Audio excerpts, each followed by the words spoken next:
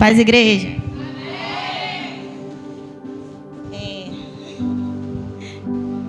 Começar a chorar aqui, ficar nervosa. Então, gente, eu sempre sonhei assim, quando eu crescer, eu vou casar com um príncipe encantado. Casei, né? Demorou, mas foi. Eu sempre sonhei quando eu crescer, quando eu ficar mais velho, eu vou querer casar, eu vou ter um time de futebol. E quando a minha irmã, ela casou, né? Ela casou com 16, de 15 para 16. A minha irmã encontrou o príncipe encantado dela. Casou, teve meu sobrinho. E eu me espelhava nela em querer aquilo ali para mim também. Eu falei, quando eu fizer 15 anos, eu vou ter também. Olha só, 15 anos. Eu vou casar também, vou ter meu filho, vou ser feliz. Uau! Só que eu não sabia que o tempo dela era diferente do meu. O tempo que Deus tem para cada um é diferente da outra pessoa. Às vezes você chega e fala, eu queria ser igual àquela pessoa, mas você não sabe o que ela passou para estar naquele lugar, o que ela viveu. E você tem que entender que cada um tem o seu processo. Então, eu fui crescendo, não, porque eu nunca cresci, né? Eu continuo no mesmo tamanho. Então, eu fui crescendo ali na idade. E cada mês que se passava, chegava nos 15 anos, a minha mãe falou, você só vai namorar com 15. Quando eu estava com 15, e um dia eu já estava com o namorado na minha porta. Mãe, esse daqui é meu namorado. Aí deu errado. Aí a inteligente aqui passou 2 semanas, já estava com outro namorado. Olha, só misericórdia. E depois terminava e já ia para outro relacionamento. E só estava entrando em cabeça, enfiando o pé na jaca. Por quê? Porque eu queria ter meu príncipe encantado, casar, ser feliz, ter uma família maravilhosa. Então, teve uma vez até que minha irmã fez uma brincadeira comigo, que ela botou várias plantinhas assim, né? Eu tinha um canteirinho de plantas artificiais, ela botou o nome de cada namorado em uma dela, falando que era o defunto que tinha morrido. E isso é porque eu estava namorando com um menino. Quando ele chegou lá em casa, viu um monte de nome, imagina, né? Aí ele, meu Deus, qual é a minha flor agora? Então, assim, conforme foi passando o tempo, eu fui amadurecendo um pouco mais na idade, não na cabeça. E entrei em um relacionamento abusivo, né? Onde ele implicava tanto que ele não queria que eu falasse mais com a minha irmã. Ele implicava de eu falar com a minha mãe. Dentro do meu quintal, ele tampou todas as minhas janelas para eu não falar com meus parentes que passavam pela minha porta. Ele proibiu de falar com todos os meus amigos. E conforme foi passando o tempo, minha mãe sofreu um acidente, ela caiu da laje. É um testemunho, glória a Deus. Caiu da laje, ela quebrou 10 costelas e o pulso. Ficou 1 ano de cama. E eu ia no hospital para visitar minha mãe, e ele achava que eu ia para lá para ficar com outros médicos, conhecer alguém. Então, sempre que eu chegava em casa, eu não conseguia dormir. Que ele brigava comigo a noite inteira, gritava, xingava, até um ponto que ele começou a me agredir. Teve um dia que ele me trancou em casa, e ele me bateu por 3 dias seguidos. Mas ele não batia na cara para deixar manchas, essas coisas. Ele me socava aqui no braço e tal, onde dava para poder esconder com roupa. E ele me bateu por 3 dias. Aí teve uma vez, no último dia, ele pegou uma faca e falou assim, será que quando passar a faca no osso vai sair barulho? E aquilo ali me bateu um estalo na mente. Eu falei assim, eu preciso falar com Deus. Porque eu já estava tão afastada de Deus ali que eu nem... Mas quando eu ouvi ele falando aquilo, eu falei, eu vou morrer. Ele vai me matar. Então ele falou assim, eu vou ali na rua. Quando ele foi na rua, eu ajoelhei e falei, Senhor, eu não quero ir para o inferno, porque se ele pegar essa faca e vir me agredir, eu vou revidar. Então pode acontecer de eu acabar matando alguém. E eu não quero ir para o inferno. Então, por favor, me ajuda. E ali, na mesma hora, Deus falava para eu trabalhar no psicológico dele, falando, não, eu não sou uma boa mulher para você. Olha como você está ficando magrinho, olha como você está ficando feio, você era tão bonito e tal. E isso mexeu muito no ego dele, que ele falou, realmente, o que eu estou fazendo com você? Eu vou embora. Ele foi embora e deixou o filho dele comigo para ficar olhando. Aí eu tive que ir levar o filho dele e tal. E me doeu bastante, porque eu tinha me apegado já criança, ele me chamava até de mãe. E aquele relacionamento me deixou muito mal. Tanto que meu cabelo estava bem ralo, eu estava muito magra, eu estava toda roxa. Minha mãe ainda estava acamada, minha irmã cuidando da minha mãe. E eu fiquei muito abalada com aquilo. Então eu falei assim, ó, desisto, eu não quero mais relacionamento, eu não quero mais casamento. Eu não acredito mais nesse príncipe encantado, porque o que eu vivi com todo mundo aqui não existe, isso não existe. Então eu comecei a caminhar para a vida errada. Aí eu comecei a ir para a vida errada. Eu falei assim, quer saber? Eu tô num relacionamento que ninguém gosta de ninguém, todo mundo trai. Então, quer saber? Eu vou ir para o mundo. Entrei para o mundo da prostituição. Então, eu comecei a trabalhar e, assim, Satanás, ele coloca um mundo para gente, assim, nossa, que lugar bonito. Porque quando eu fui trabalhar, não era aqueles negócios que a gente via na televisão, de que o cara pegava, batia na mulher, tinha que trabalhar, tinha que dar dinheiro para ele. Não. Era uma coisa bonita. Sabe, uma coisa assim que você entra e fala, uau, o que é isso? Satanás, ele gosta de fazer isso. Ele gosta de botar um mundo para você, mas ele simplesmente, depois ele te dá uma rasteira e você vai com a cara no chão. Então eu fui indo, e quanto mais eu ganhava muito dinheiro naquele negócio, quanto mais eu ganhava dinheiro, mais eu gastava e gastava. Até que eu fui numa festa, eu falei assim, eu quero ir para festa de rico. Nunca fui para festa de rico, eu quero ir para festa de rico. Comecei a ir para uma festa que era muito cara a entrada. Chegando lá, eu conheci um menino que ele falou assim, poxa, a festa vai até amanhã. Eu falei, vai até amanhã? Ele vai até amanhã. Na verdade, hoje é sábado, mas vai até segunda-feira. Eu falei, mas como assim, gente? Como é que a pessoa aguenta? Ele, você não está vendo eu bem aqui? Então, é só uma bala. Toma uma bala. Aí eu, mas o que é isso? Aí ele, mas você está vendo eu mal?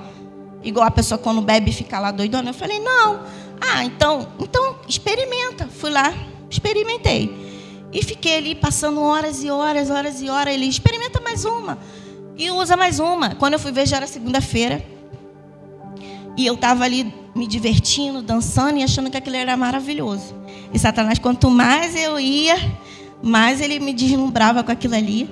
E eu não tinha muitos amigos, que eu tinha perdido todos. Então, cada lugar que eu ia, eu conhecia 20, 30, 40. E aquilo ali foi sendo meus amigos e era muita gente. Então eu falava, nossa, que legal, olha só, agora eu tenho dinheiro, agora eu coloquei cabelo, ganhei um monte de amigos, agora eu tenho dinheiro, agora eu sou rica e tal. Mas aqui dentro era totalmente vazio. Eu ia para as festas, quando eu chegava em casa, eu tinha que tomar Rivotril para dormir, porque eu usava tanta droga, que meu sistema nervoso já não estava nem mais comigo, já tinha sumido há muito tempo. Então eu tive que tomar Rivotril, aí eu tomava 3, 4 comprimidos de clonazepam para poder apagar. E aquilo ali foi assim, eu ia final de semana, usava muita coisa. E quando chegava na dia de semana, começo de semana, eu tomava aquele monte de remédio para dormir. E apagava, ficava lá.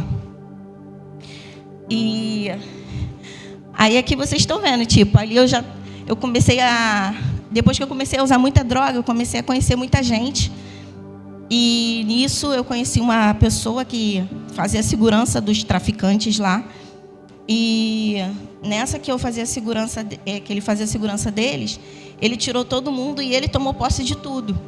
E eu comecei a sair com ele, e como eu tinha muitos amigos, ele começou a falar, não vai trabalhar mais no negócio não, trabalha aqui comigo, que você vai ganhar mais dinheiro. E eu comecei a trabalhar com ele ganhando mais dinheiro, então eu virei traficante na época.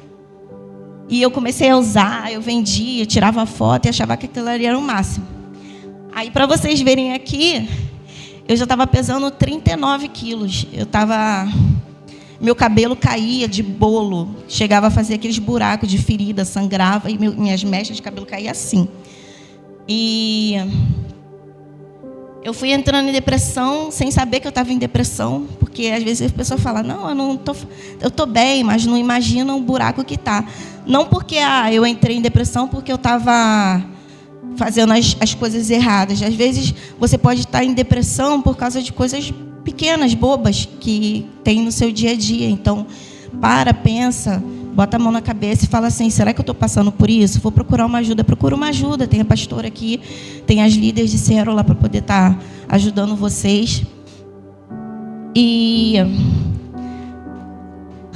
vamos lá. E ninguém nunca desistiu de mim, né? E essa daqui foi uma que não desistiu, minha mãe. E sempre que eu ficava todo final de semana na rua, dia de segunda-feira eu ia lá para minha mãe, para ela fazer aquela comida para mim, né? E lavar minhas roupas. Porque mãe é que cuida, né, gente? Então, minha mãe sempre estava ali comigo. Ela via eu muito magra. Ela chorava no cantinho. Mas ela sempre estava com um sorriso ali para me receber, estar perto de mim, cuidar de mim. E outras também que não desistiram de mim foi minha família. Todos eles, e é muito importante, gente, você ter uma família ali. Se você conhece alguém da sua família que esteja passando por algum vício, alguma coisa, não desiste não, porque minha família não desistiu de mim. Entendeu? O tempo todo eles estavam ali orando, intercedendo pela minha vida. A minha irmã, eu não conseguia trabalhar porque eu não conseguia segurar um copo de água, porque meu sistema nervoso era muito forte. Então, na hora de segurar a copo de água, eu molhava tudinho, porque meu corpo já estava assim. Eu parecia até aqueles bonequinhos que ficam em cima do carro. Então, eu tinha que beber água na garrafinha, no canudo, porque eu não conseguia mais beber água no copo.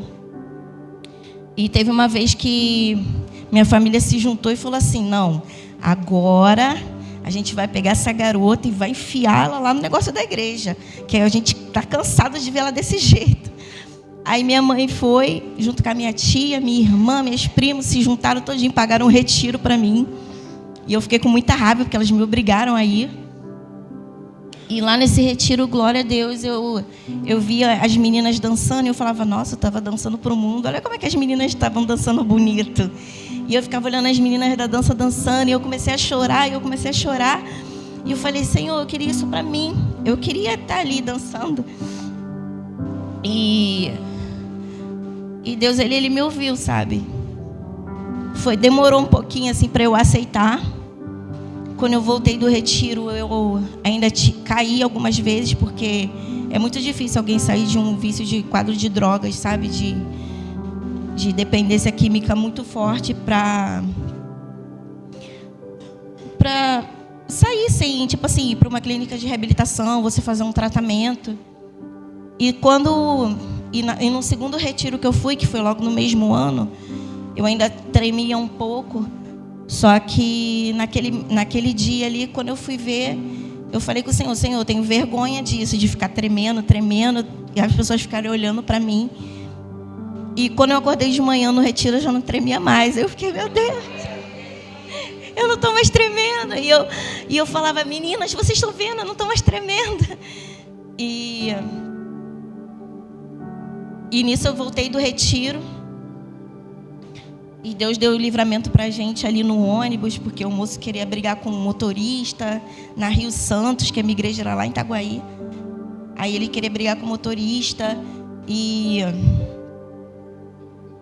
o motorista quase virando o ônibus com a gente dentro. Aí eu falei, mãe, pera aí rapidinho que Deus está mandando eu ir lá. Eu fui lá no motorista, conversei com ele.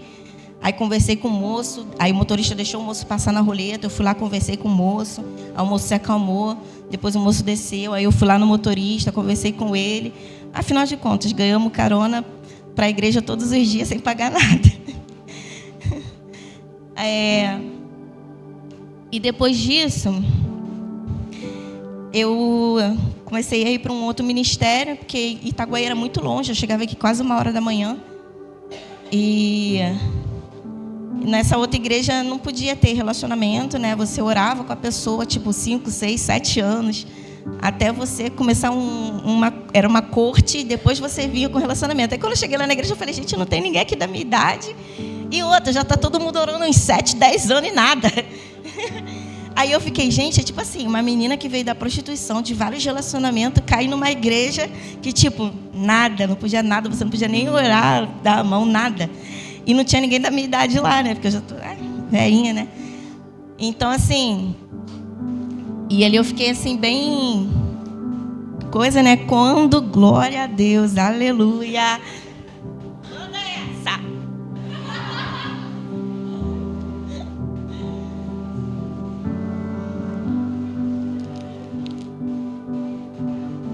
Vai, Manu, vai, Manu.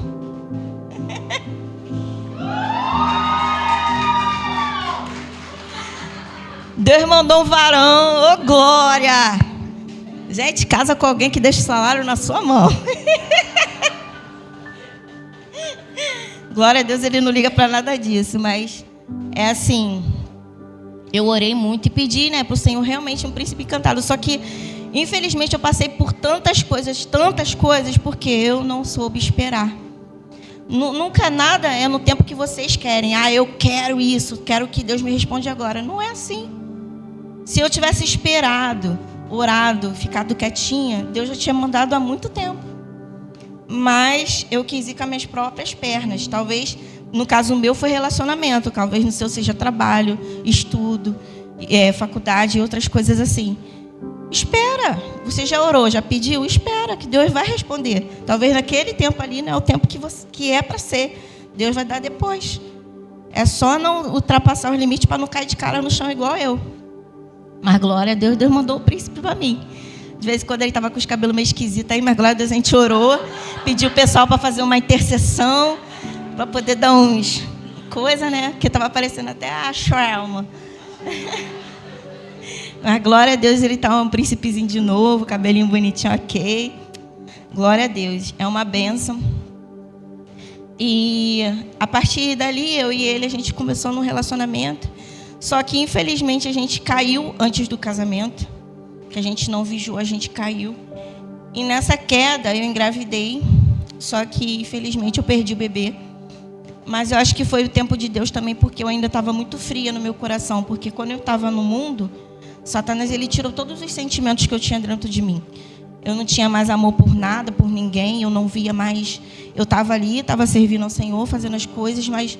Para eu ter um afeto de querer ter um bebê, de cuidar, de amar, eu já não tinha mais aquilo. Então, quando eu perdi o primeiro bebê, eu fiquei assim, olhando. Aí todo mundo, nossa, aquela tristeza. E eu ficava assim, por que está triste desse jeito? O neném nem veio. E na segunda vez a gente casou e tal. Aí eu engravidei mais uma vez. E nessa segunda vez que eu engravidei, já apareceu mais a barriguinha e tal. Mas prove ao Senhor novamente levar. Já tenho 3 herdeiros lá brincando a beça no Senhor. E também eu fiquei um pouco mais abalada, né? Mas teve a terceira gestação de novo.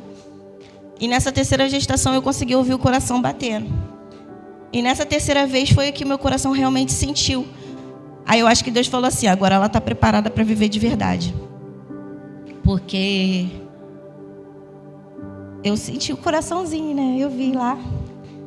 Mas prove ao Senhor mais uma vez levar. E tá lá brincando lá com outro filho do meu esposo.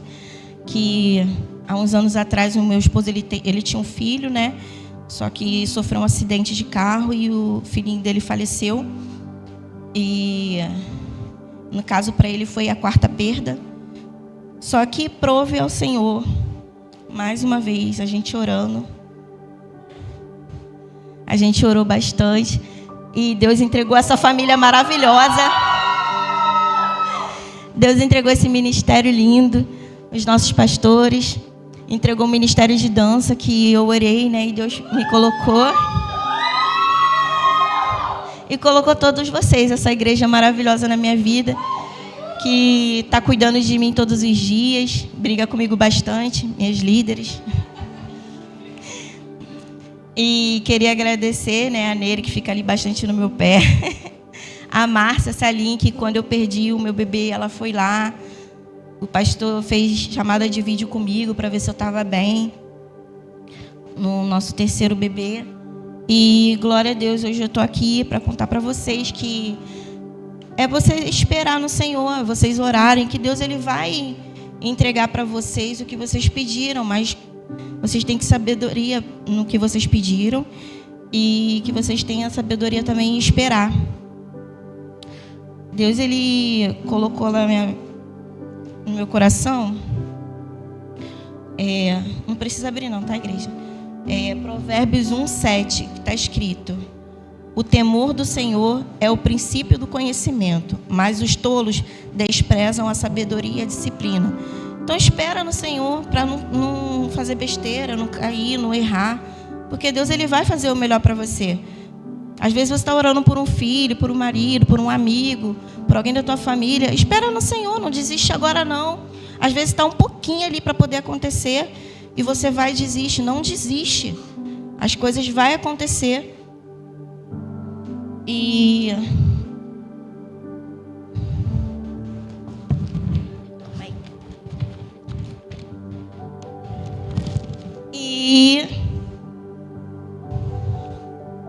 Deus me deu outro.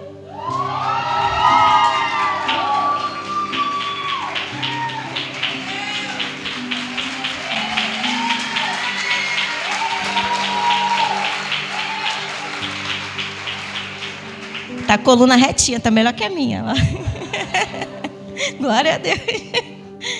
Então, gente, esse foi o meu testemunho. Tem muitas coisas, assim, detalhes que Deus me deu vários livramentos de ser presa, né, de overdose, porque eu usava mesmo até desmaiar, ao ponto de querer desmaiar para entrar no mundo colorido. Então, assim, eu creio que Deus ele me deu muito, muito, muito livramento ali, gente, porque é só misericórdia. Então, assim, o que eu tenho para falar para vocês, espera no Senhor. E eu tenho uma coisa para deixar para vocês, que está em 1 Pedro 2:9, que está escrito assim: vocês, porém, são povo escolhido, reino de sacerdotes, nação santa, propriedade exclusiva de Deus. Assim vocês podem mostrar às pessoas como é admirável aqueles que Deus tirou das trevas para a luz.